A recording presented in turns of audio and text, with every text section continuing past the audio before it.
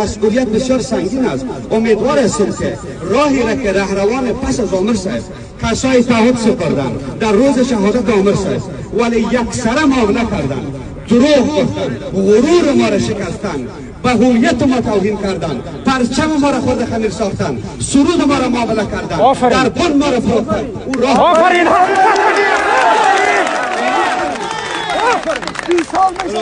هویت ما عزت ماست. خواهران و برادرای عزیزم، من تشکری میکنم از صحبت‌های برادرم، حرفای دلشان زدن. در قدم اول از تمام اقشار، از تمام اقوام، احزاب و گروه‌های کامل تشکری میکنم. احمد شاه مسعود سمبل وحدت ملی است. احمد شاه مسعود سمبل عزت و اقتدار ملی است.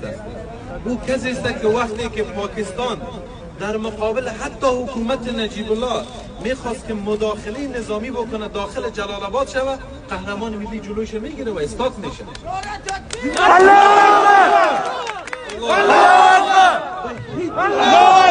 به هیچ عنوان حاضر به این است که در خاک ما و شما حضور بیگانه باشه. او روحیش بود، او اقتدار ملی را داشت و او اتحاد باور داشت و امروز ما و شما راه را همو قسم حرکت میکنیم و همو باور داریم. چند نکته. یک، بسیاری میبینم که در دفتر ما و در کار ما یک دمره یگان نفر میگفت چرا پکول میپوشی، یگان نفر میگفت چرا دسمال.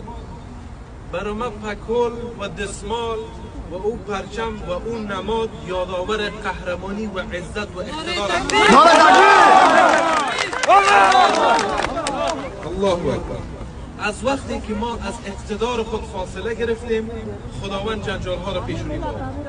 اما برادرای عزیز، 2 سال قبل، 1.5 سال قبل در حضور امیر بزرگوار جمهوری و دوستای دیگر در بالای مرقد قهرمان ملی کشور شهید احمد شاه مسعود رحمت الله علیه بیعت کردیم با مردم، کار خودش رو کردیم. انشاءالله تا وقتی که زنده هستیم اونم